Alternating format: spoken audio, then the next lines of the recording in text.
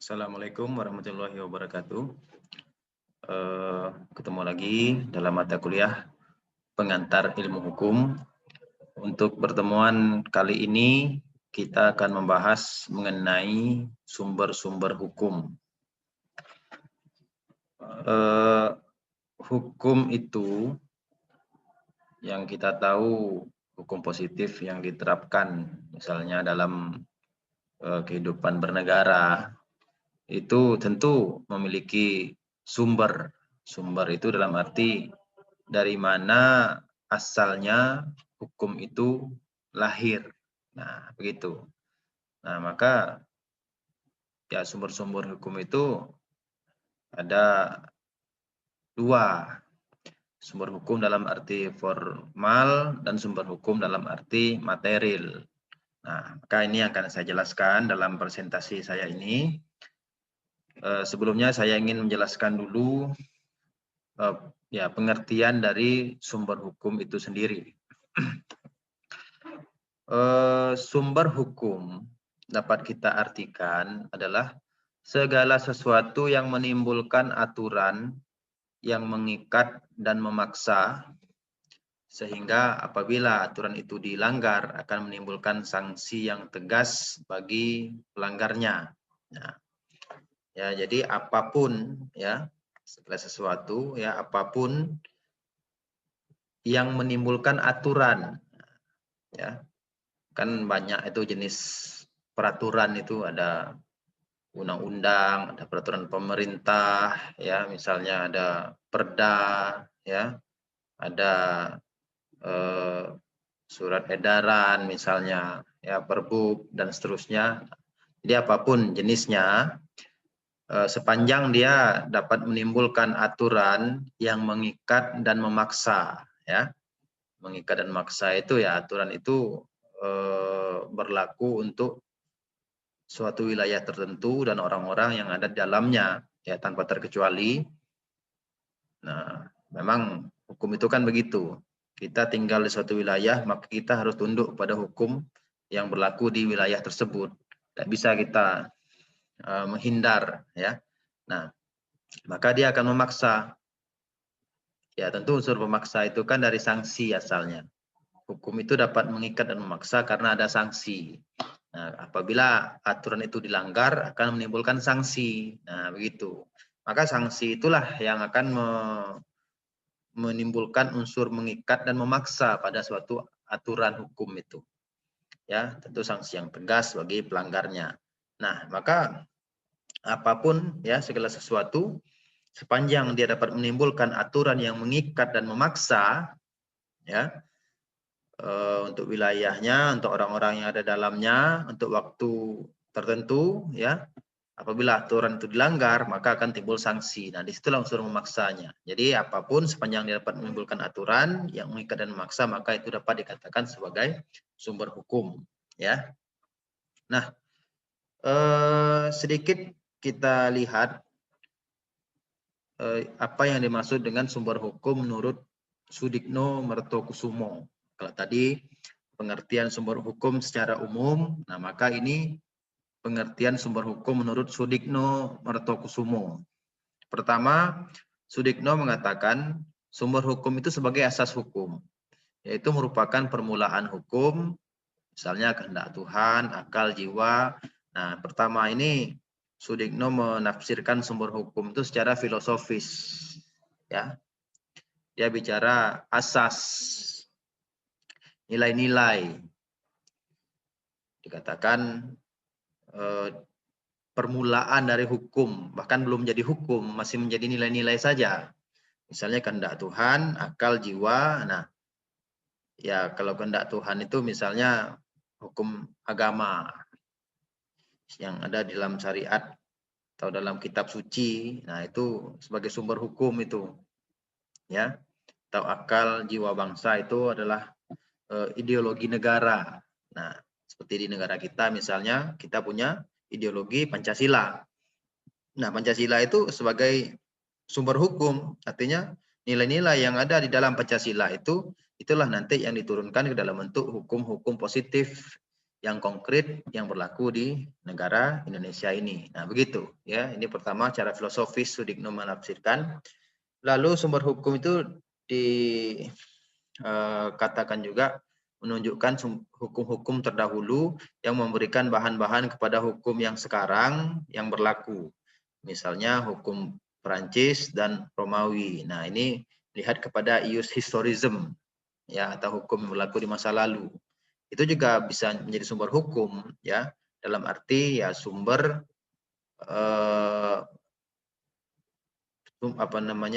bahan-bahan lah ya, atau menjadi referensi, menjadi rujukan, atau bahkan menjadi induk lahirnya hukum yang sekarang. Misalnya saja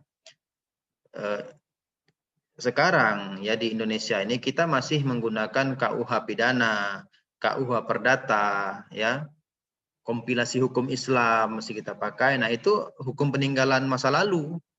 Ya, KUH pidana, KUH perdata itu peninggalan zaman penjajahan Belanda, ya. Hukum yang dipakai di Belanda itu ya berasal dari Prancis juga, karena Belanda kan jajahan Prancis.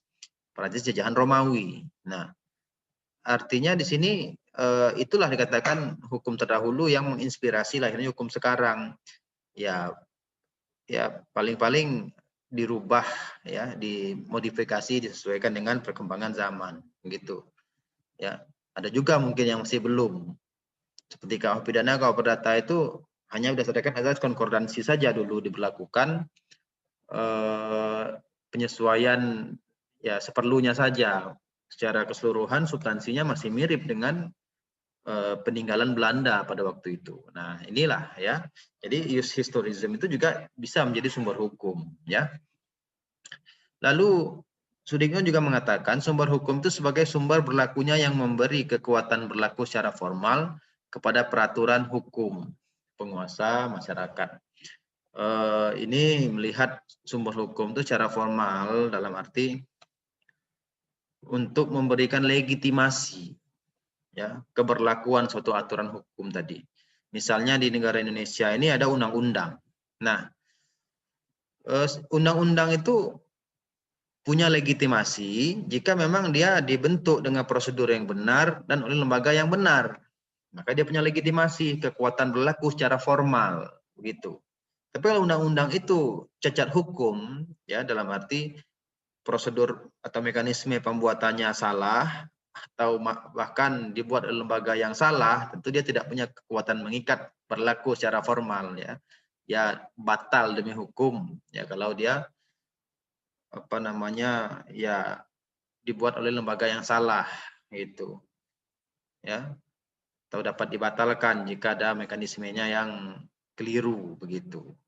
Nah, ya. Jadi secara formal hukum itu juga ya berlaku ada syaratnya gitu, dan itu dikatakan sumber hukum juga oleh Sudikno. Nah, lalu sumber hukum itu sebagai sumber dari kita dapat mengenal hukum, misalnya dokumen, undang-undang, buku dan lain-lain. Nah, jadi sumber hukum itu tidak hanya sifatnya regulasi ya, namun dalam arti teoritis kita mengenal hukum ya, kita mempelajari hukum ya, dari undang-undang itu sendiri kita pelajari, buku-buku ya, literatur dan lain sebagainya, itu juga sumber hukum ya. Ya, dokumen-dokumen yang terarsip itu sumber hukum. Undang-undang misalnya di negara kita punya banyak undang-undang. Undang-undang itu sudah disimpan, diarsipkan ke dalam lembaran negara, maka itu sumber hukum. Kita dapat menggali, kita pengen lihat undang-undang apa, lihat di situ. Oh, ini undang-undang tentang pidana, oh ini undang-undang tentang pemerintahan desa, pemerintah daerah, oh ini undang-undang tentang hak asasi manusia dan lain-lain. Nah, itu menjadi sumber hukum ya. Undang-undang itu kan tidak hanya untuk aparatur penegak hukum, tapi juga untuk ya mahasiswa, untuk masyarakat mempelajari hukum ya bisa juga gitu. Tidak hanya untuk aparat menegakkan hukum, tapi juga untuk pengetahuan bagi kita. Nah, itu dikatakan juga sebagai sumber hukum ya. Sebagai sumber terjadinya hukum, sumber yang menimbulkan hukum. Ya, ini dalam arti dari mana hukum itu lahir ya. Ya, kalau dia undang-undang misalnya ya dibuat oleh legislatif gitu kan, perda juga tingkat daerah gitu. Ya, jadi apapun yang menimbulkan hukum ya itu disebut sebagai sumber hukum ya. Itu menurut Sudikno Merto Kusumo. Nah, tadi di awal saya mengatakan sumber hukum itu ada dua, sumber hukum dalam arti formil dan sumber hukum dalam arti material. Nah, yang termasuk ke dalam sumber hukum formil adalah peraturan perundang-undangan, kebiasaan, keputusan-keputusan hakim, traktat, dan pendapat sarjana hukum. Nah, akan saya jelaskan. Pertama adalah peraturan perundang-undangan. Peraturan perundang-undangan ini, ya ini kan hukum tertulis, ya hukum tertulis yang berlaku dalam suatu negara. Kalau di Indonesia itu ya yang dapat kita lihat di dalam sekarang Undang-Undang Nomor 12 tahun 2011 tentang pembentukan peraturan perundang-undangan, ya mulai dari Undang-Undang Dasar, TAP MPR, Undang-Undang, Perpu, PP, Perpres, Perda, Provinsi, Perda, Kabupaten, Kota. Nah, itulah sebagai peraturan perundang-undangan yang berlaku di negara kita. Ya, di samping yang sifatnya keputusan-keputusan juga termasuk dalam peraturan perundang-undangan, misalnya keputusan presiden, keputusan menteri, keputusan gubernur, keputusan bupati, keputusan pejabat-pejabat negara, ya itu juga termasuk ya ke dalam peraturan perundang-undangan. Nah, maka dari sekian banyak peraturan perundang-undangan itu dapat kita golongkan ke dalam peraturan pusat dan peraturan daerah. Ya. Jadi dua tingkatan di negara Indonesia, bahkan di negara lain juga sama, ya. Mau negara republik, mau negara federasi, sama juga. Ya, ada peraturan tingkat pusat, ada peraturan tingkat daerah. Itu kalau di negara republik seperti kita. Tapi kalau di negara federasi seperti Amerika, ya bahasanya peraturan negara federal dan peraturan negara bagian. Itu dikurangkan dua tingkatan juga, sama gitu. Nah, itu ya biasanya tingkatan dalam peraturan perundangan. Ya, tingkat pusat ya mulai dari Undang-Undang Dasar, Undang-Undang, PP, Perpu, Undang-Undang, Perpu, PP, Perpres tingkat pusat. Ya, untuk tingkat daerah ya peraturan daerah, provinsi, peraturan daerah, kabupaten, kota. Di samping juga sifatnya keputusan-keputusan baik tingkat pusat maupun tingkat daerah, ya. Nah, maka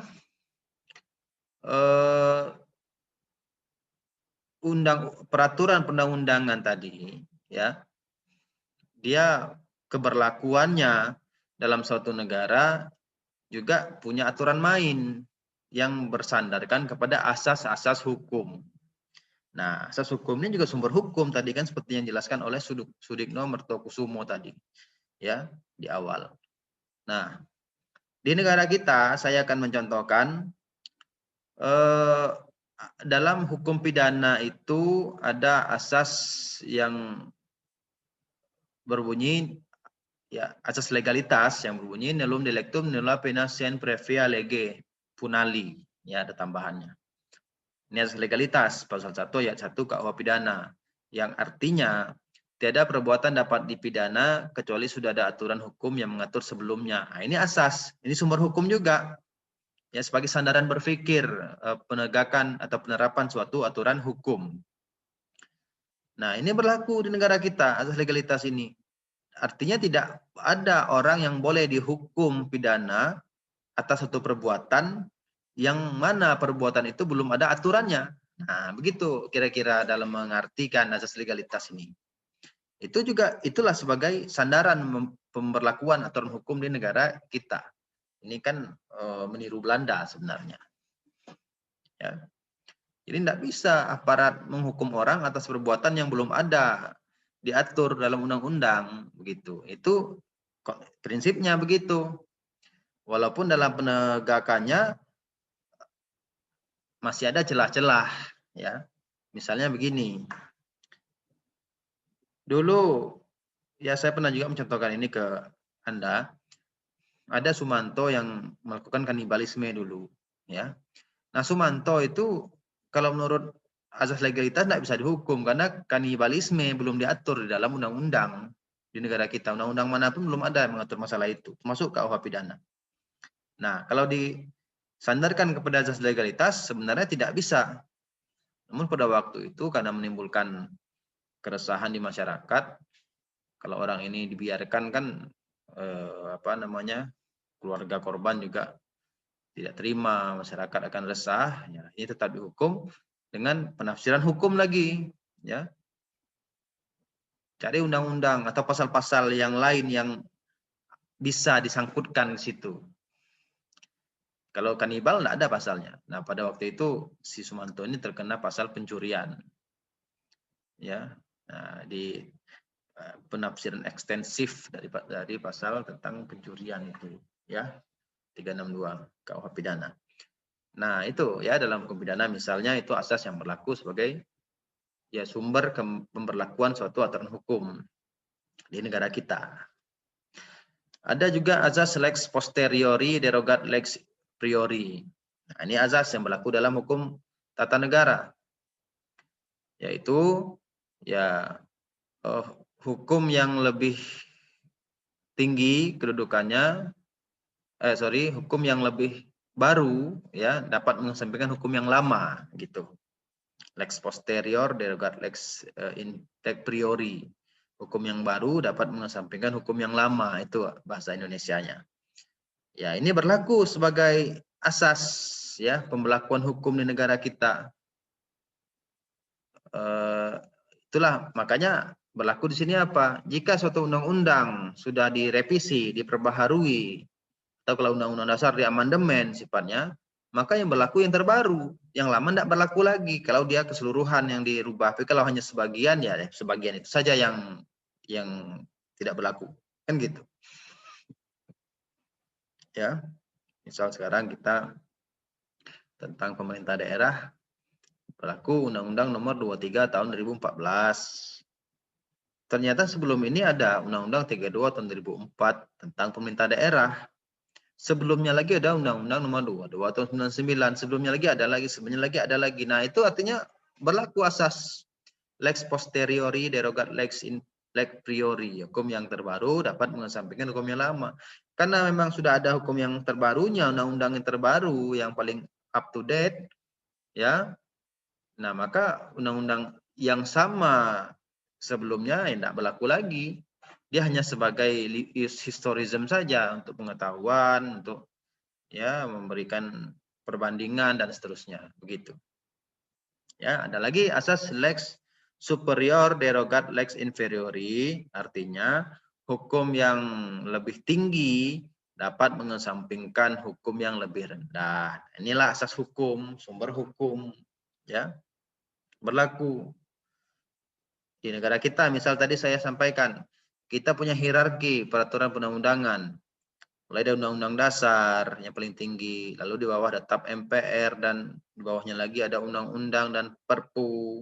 Di bawah lagi ada PP, ada Perpres, Perda provinsi, Perda kabupaten kota. Itu semua hierarkis pembelakuannya karena ada asas lex superior derogat lex inferior ini.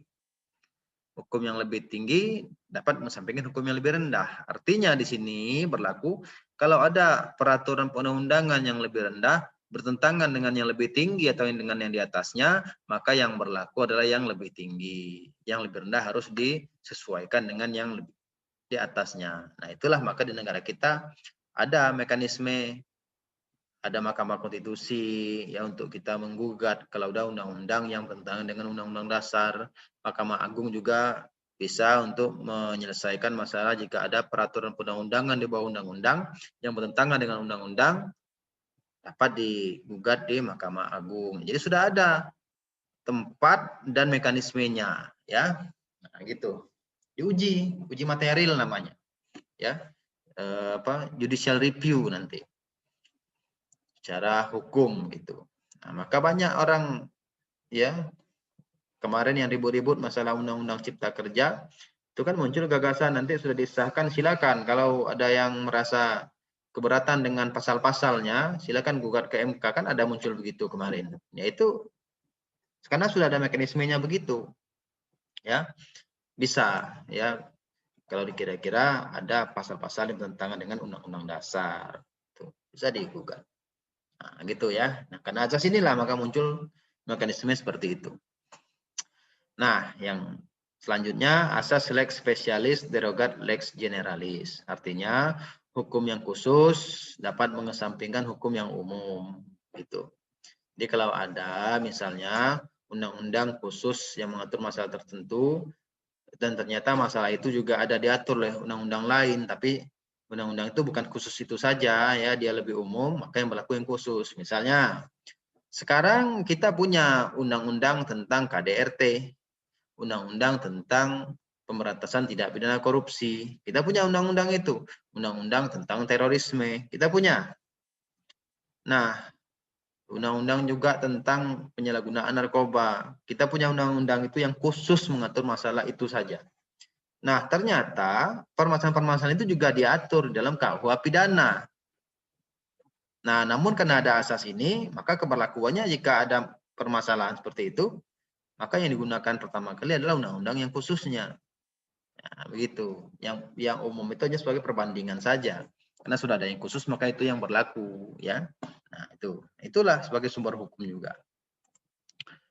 Nah, ini tadi yang saya jelaskan ya, di negara kita berlaku undang-undang menurut Undang-Undang Nomor 12 Tahun 2011 tentang peraturan undang-undangan, yaitu Undang-Undang Dasar, TAP MPR, Undang-Undang Perpu, Peraturan Pemerintah, Perpres, ya, Perda Provinsi dan Perda Kabupaten Kota. Itu sebagai hierarki peraturan perundang-undangan di negara Indonesia. Ya, itu undang-undang itu. Ya, undang-undang ini berlaku dalam sebuah negara dan sifatnya tertulis. Ya, sebagai sumber hukum. Nah, lalu ada juga selain undang-undang atau peraturan tertulis, ya, kebiasaan juga sebagai sumber hukum. Ya, tentu kebiasaan ini seperti hukum adat yang sifatnya tidak tertulis. Ya, jadi kalau undang-undang itu tertulis sifatnya hukum yang dibuat oleh negara, sedangkan kebiasaan ini tidak tertulis sifatnya dan dibuat oleh masyarakat, lahir dari bawah, ya. Living law yang hidup di tengah-tengah masyarakat gitu. Ya, muncul di tengah-tengah masyarakat sebagai hukum kebiasaan. Nah, namun untuk hukum kebiasaan ini ya, atau kita kenal dengan hukum adat atau hukum tidak tertulis, itu ada syaratnya, ya. Sesuatu aturan dapat dikatakan sebagai hukum kebiasaan atau hukum adat itu dia harus dilakukan secara berulang-ulang dan diterima oleh masyarakatnya. Ya, karena ini kan tadi saya katakan living law, hukum yang hidup di tengah-tengah masyarakat. Dari mana munculnya hukum ini? Dari masyarakat itu sendiri. Dia yang membuat aturan, yang disepakati bersama, yang dipakai secara bersama, turun-temurun, begitu. Hukum-hukum adat yang berlaku di kelompok-kelompok masyarakat itu hukum kebiasaan. Nah, dia akan eksis, ya, akan berlaku sepanjang masyarakatnya masih menerima itu sebagai aturan, ya, masih mempercayai itu dan dilakukan secara berulang-ulang, secara turun-temurun, maka dia dapat dikatakan hukum kebiasaan. Tapi jika nanti sudah mulai tidak relevan, ya masyarakat sudah mulai banyak yang meninggalkan, tidak patuh lagi ya dengan aturan itu, boleh jadi nanti akan hilang hukum kebiasaan itu. Nah, maka di negara kita diatur ya di Undang-Undang Dasar bahwa hukum adat atau kebiasaan itu diakui keberadaannya, itu dijamin oleh konstitusi sepanjang dia diterima oleh masyarakat gitu. Jadi pemberlakuannya tidak dipaksakan oleh negara. Jadi sepanjang dia masyarakatnya masih meyakini, masih mempercayai dan melakukan, maka dia tetap berlaku sebagai hukum kebiasaan. Tapi jika suatu saat sudah hilang, ditinggalkan, maka dia akan hilang pula. Nah, dalam negara kita ini hukum kebiasaan ini tempatnya untuk melengkapi hukum undang-undang tadi, perundang-undangan tadi. Ya, karena kan hukum itu, ya, atau hukum tertulis itu, dia kan karena sifatnya tertulis, maka dia akan mudah sekali tertinggal dengan perkembangan masyarakat dan sudah pasti tidak mampu mengakomodir semua yang menjadi kebutuhan masyarakat. Nah, maka yang menyempurnakannya apa? Itulah hukum adat atau kebiasaan. untuk melengkapi hukum-hukum tertulis yang belum lengkap itu tadi. Begitu ya hukum kebiasaan itu. Nah, Sudikno Mertokusumo mempunyai kriteria sendiri ya, syarat bahwa kebiasaan ini dapat dikatakan sebagai sumber hukum jika pertama syarat material dulu ya, isi kan material ini, yaitu tingkat berlakunya tetap, diulang dan lama seperti yang tadi saya katakan di awal ya. Dia konsisten berarti secara turun temurun diwarisi, diyakini, dipercayai oleh masyarakatnya, kelompoknya, dan diulang-ulang, diikuti, dipatuhi lah gitu. Ya. Syarat kedua, syarat intelektualnya. Timbul opini nesesitatis ya. Opini nesesitatis ini adalah timbul pendapat yang meyakini bahwa suatu kebiasaan itu adalah kewajiban. Nah, itu kalau sudah itu yang muncul pendapat tengah-tengah masyarakat, maka dia kuat keberlakuannya. Ya, dan adanya akibat hukum bila dilanggar. Contohnya begini. Kita saja di Provinsi Jambi atau Kabupaten Bungo ini kan Anda mungkin tahu juga. Kalau orang mau menikah itu ada proses adatnya. Pertama lamaran dulu, lalu antar tandanya, kembang tandanya, lalu kalau sudah kembang tanda berlaku hukum adatnya mengikat, ya kalau perempuan yang melanggar, kalau laki-laki yang melanggar tanda hilang, kalau perempuan yang melanggar sanksi 2 kali lipat kan begitu kan misalnya. Itu tidak ada di undang-undang, tapi ada sebagai hukum kebiasaan tengah-tengah masyarakat. Itu berlakulah yang dikatakan oleh Sudikno ini. Dia berlaku secara tetap, diulang dan lama, timbul opini bahwa itu sebagai kewajiban, dan bahkan muncul akibat bila dilanggar. Coba orang kalau sudah kembang tando, tahu yang perempuannya berpaling misalnya, itu muncul sanksi, ya mengganti ya berapa yang disepakati ya, belum lagi untuk nenek mamaknya itu muncul begitu ya. Ya, masih banyak lagi hukum-hukum adat yang berlaku ya, di tiap daerah itu punya hukum adatnya masing-masing unik gitu ya, sesuai dengan ya daerahnya begitu. Nah, itu ya. Jadi ini saja harus pahami ya, sepanjang dia itu berlaku tetap, diulang dan lama, timbul di masyarakat itu semacam menganggap itu sebagai kewajiban, dan juga muncul akibat hukum bila dilanggar. Bahkan hukum kebiasaan ini tidak hanya berlaku sebagai living law di masyarakat. Di negara kita ya ada juga dalam praktek ketatanegaraan hukum kebiasaan. Apa itu? Kalau Anda pernah menonton atau melihat pidato kenegaraan dari presiden setiap tanggal 17 Agustus ya, itu sebenarnya tidak ada aturan yang mewajibkan, tapi itu dilakukan dalam praktek ketatanegaraan sejak zaman Soekarno dulu. Nah, berlakulah ini dia, tingkat berlakunya tetap, diulang dan lama, timbul opini necessitatis, artinya timbul seolah itu sebagai kewajiban, kalau tidak dilakukan salah gitu, aneh itu, harus dilakukan walaupun tidak ada aturan tertulisnya. Dia menjadi hukum kebiasaan yang berlaku di masyarakat ya, atau di dalam negara begitu ya. Itu hukum kebiasaan berlaku sebagai sumber hukum juga ya. Lalu sumber hukum itu ada juga yang namanya jurisprudensi. Apa itu jurisprudensi? Kita lihat menurut Kansil, ini di bawah dulu kita lihat. Jurisprudensi adalah putusan hakim terdahulu yang sering diikuti dan dijadikan dasar putusan oleh hakim kemudian mengenai masalah yang sama. Ya, kalau istilahnya bahasa Latin jurisprudensia, pengetahuan hukum. Bahasa Belanda jurisprudensi, dan Perancis jurisprudence ya, peradilan tetap atau hukum peradilan. Kalau Inggris jurisprudence juga ya, teori ilmu hukum, dan Jerman jurisprudence, ilmu hukum. Nah, inilah jurisprudensi. Ya, putusan hakim terdahulu yang sering diikuti oleh hakim kemudian untuk memutus perkara yang sama, gitu. Jadi jurisprudensi ini putusan hakim, ya. Jadi di pengadilan itu ada jurisprudensi sebagai sumber hukum. Jadi hakim itu, seorang hakim di pengadilan itu bisa memutus suatu perkara, tidak harus membuat putusan yang baru sama sekali. Dia boleh meniru putusan hakim sebelumnya untuk perkara yang sama. Itu boleh begitu sebagai sumber hukum. Ya, misalnya ada kasus pemerkosaan misalnya. Nah, hakim mau memutus, ya. Namun hakim memilih tidak membuat putusan yang baru dari dia lahirnya, tapi meniru saja putusan hakim sebelumnya untuk perkara yang sama. Boleh, gitu. Ya, berlaku sebagai sumber hukum jurisprudensi ini, ya. Nah, maka jurisprudensi ini dapat kita kategorikan ke dalam dua.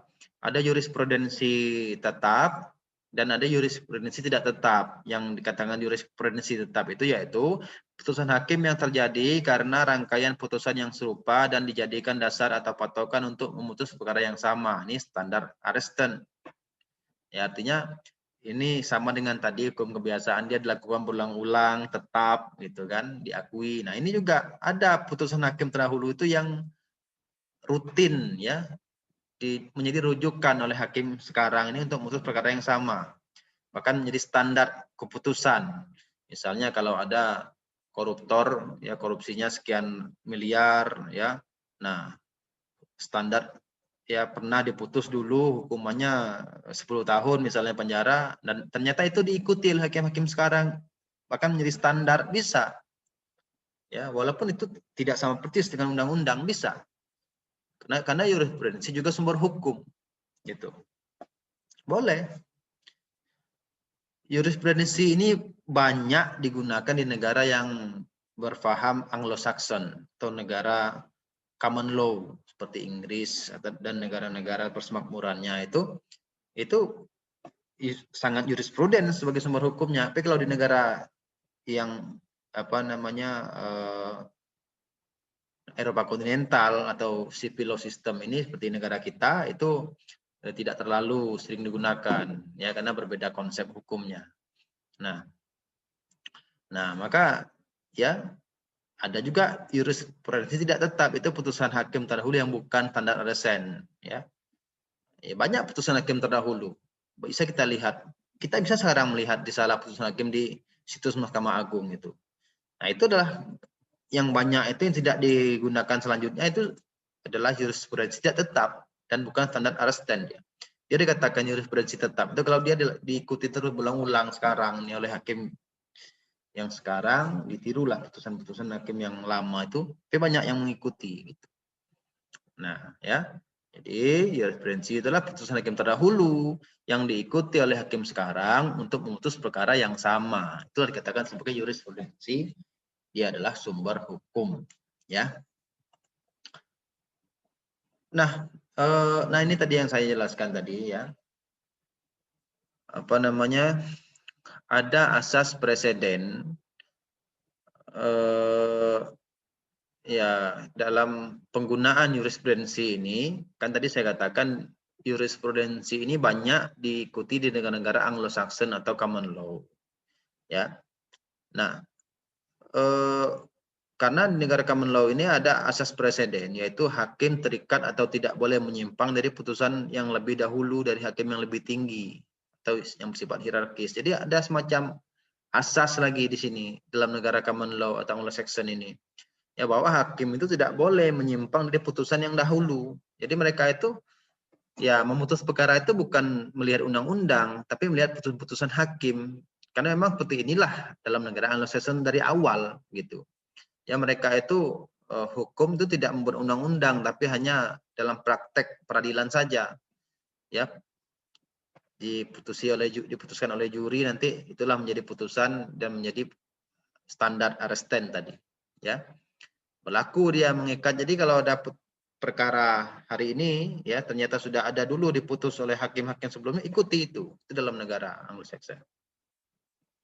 Ya, bahkan tidak hanya putusan, tapi pertimbangan-pertimbangan hukum pun atau fakta hukum pun juga dapat dijadikan sebagai rujukan. Ya, hakim berpikir secara induktif, artinya dia melihat kasus itu secara konkret saja, ya, hanya mencocokkan dengan ya jurisprudensi yang ada sebelumnya, begitu. Ya, itu dalam pembelakuan jurisprudensi dalam negara common law. Nah, lalu traktat juga digolongkan sebagai sumber hukum. Apa itu traktat? Traktat adalah perjanjian antar negara. Itulah traktat. Bisa dia bilateral, bisa multilateral. Bilateral itu ya perjanjian antar dua negara. Kalau multilateral, perjanjian antar banyak negara, 3 dan seterusnya gitu. Ya. Nah, traktat ada yang harus disahkan melalui undang-undang dan ada yang melalui perpres, ya. Pengesahan perjanjian internasional melalui undang-undang apabila menimbulkan akibat yang luas dan mendasar bagi kehidupan rakyat yang terkait dengan beban keuangan negara dan atau perjanjian tersebut mengharuskan perubahan atau pembentukan undang-undang dengan persetujuan DPR. Ini dapat kita lihat dalam penjelasan pasal 10 ayat 1 huruf C Undang-Undang Nomor 12 Tahun 2011 tentang pembentukan peraturan perundang-undangan, ya. Nah, tadi dikatakan traktat ini adalah perjanjian antar negara, bisa bilateral, bisa multilateral. Artinya inilah perjanjian internasional, sifatnya antar negara. Ya, traktat namanya. Hasil perjanjian antar negara itu traktat namanya. Misalnya, Indonesia membuat perjanjian bilateral dengan Arab Saudi terkait pengiriman tenaga kerja Indonesia, misalnya. Itu traktat.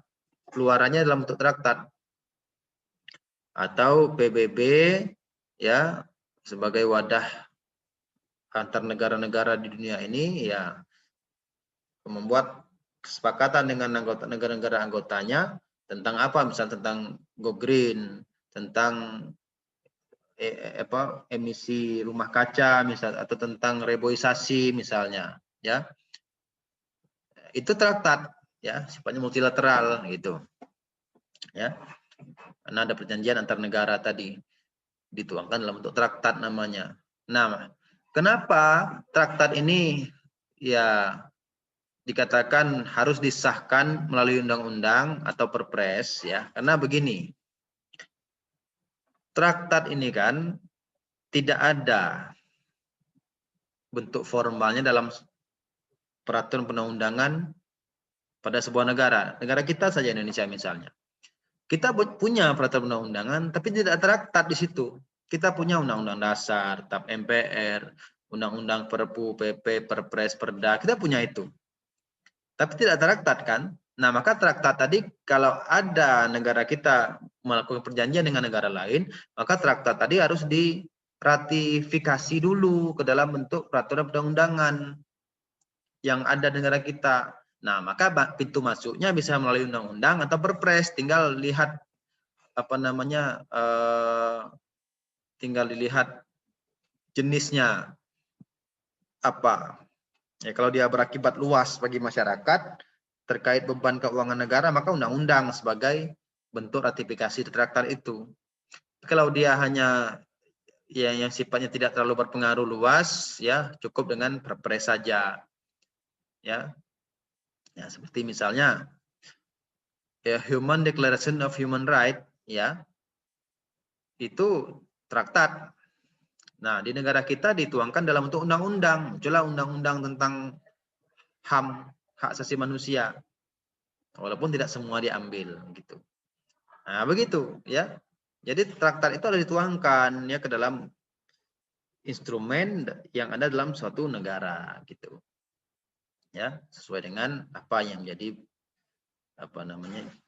Ya jenisnya lah ya, atau ruang lingkup pengaturan. Kalau akibatnya luas, membebani keuangan negara dalam bentuk undang-undang. Tapi kalau ya tidak, cukup dalam bentuk perpres, ya. Nah, tahapan pembentukan traktat, nah ini ya, sedikit saya jelaskan tahapannya. Pertama perundingan dulu, ya, antara diplomat, ya misalnya Indonesia dengan diplomat Amerika misalnya. Itulah duta besar itu gunanya untuk ini sebagai penghubung ya. Kan ada Kedubes Amerika di Jakarta, Kedubes Indonesia di Amerika kan ada. Nah, itulah gunanya ya. Itu perundingan ya. Ya, pedoman delegasi ya Republik Indonesia misalnya. Nah, lalu perundingan disepakati apa yang menjadi perjanjian lalu ditandatangani ya, penandatanganan kedua belah pihak. Nah, penandatanganan ini kan artinya saling mengikatkan diri. Kita sudah menyepakati suatu perjanjian, berarti kan saling mengikatkan diri. Gitu. Berlaku asas hukum perdata, konsensualisme, ya, kesepakatan yang dibuat oleh kedua belah pihak berlaku seperti undang-undang, gitu. Nah, setelah ditandatangani maka akan disahkan, lalu diratifikasi ke dalam bentuk undang-undang nasional, ya, bisa undang-undang, bisa perpres. Tadi saya katakan traktat tadi harus diratifikasi dulu, ya, atau dimasukkan ke dalam peraturan yang ada di dalam negara, ya, tidak bisa dia langsung dalam bentuk traktat itu saja, tidak bisa karena tidak ada instrumennya di negara kita. Jadi tinggal pilih masuk pintunya melalui undang-undang atau perpres, ya, bikin undang-undang yang mengatur tentang itu, gitu. Dan tahap harmonisasi dengan peraturan nasional. Inilah traktat itu juga, ya, karena dia internasional, boleh jadi ya jika dimasukkan dalam hukum nasional belum tentu semuanya cocok lah, itu harus ada harmonisasi.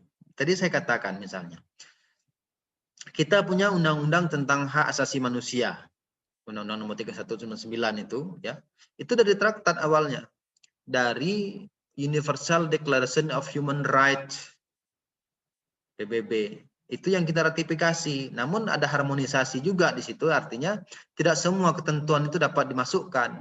Karena ada juga yang tidak sesuai dengan peraturan atau dengan kondisi negara kita, tidak boleh dimasukkan. Misalnya begini, Universal Declaration of Human Rights itu memang menganggap HAM itu sebagai hal yang mutlak.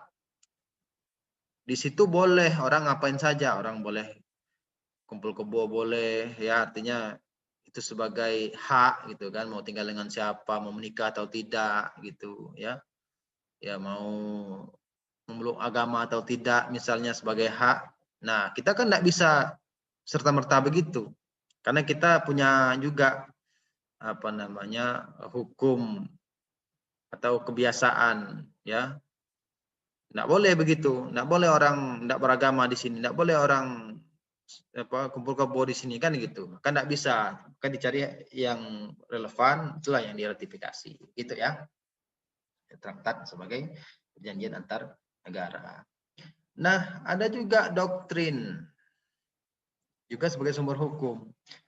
Ya, doktrin ini apa? Ya, R. Suroso mengatakan doktrin adalah pendapat para sarjana hukum yang terkemuka yang besar pengaruhnya terhadap hakim dalam mengambil keputusan. Sudikno Mertokusumo mengatakan doktrin adalah pendapat para sarjana hukum yang menjadi sumber hukum tepat hakim menemukan hukum. Ya, contoh doktrin mazhab sejarah oleh Frederick Carl, Van Savigny, mazhab utilitarian oleh Jeremy Bentham, ya, dan seterusnya. Nah, jadi ini adalah doktrin itu adalah pendapat sarjana, ya. Jadi memberikan sumbangan pemikiran teoritis bagi seorang hakim dalam memutus perkara. Jadi kan hakim itu kan harus cerdas, dia harus banyak wawasan hukumnya. Nah, maka dia harus banyak membaca ya pendapat-pendapat ahli tentang teori-teori hukum, itu harus banyak dipahaminya. Nah, itulah doktrin. Karena nanti akumulasi dari pengetahuan yang dimiliki oleh hakim tadi, itulah yang akan melahirkan suatu putusan. Tentu doktrin ini berperan untuk membentuk konsep pemikiran oleh seorang hakim. Begitu, ya. Nah, ini ya, saya menjelaskan sumber hukum dalam arti formal, ya. Baik, demikian penjelasan saya atau presentasi saya untuk mata kuliah pengantar ilmu hukum, pembahasannya yaitu sumber-sumber hukum, ya. Semoga dapat menambah wawasan bagi kita semua. Saya pamit undur diri. Wassalamualaikum warahmatullahi wabarakatuh.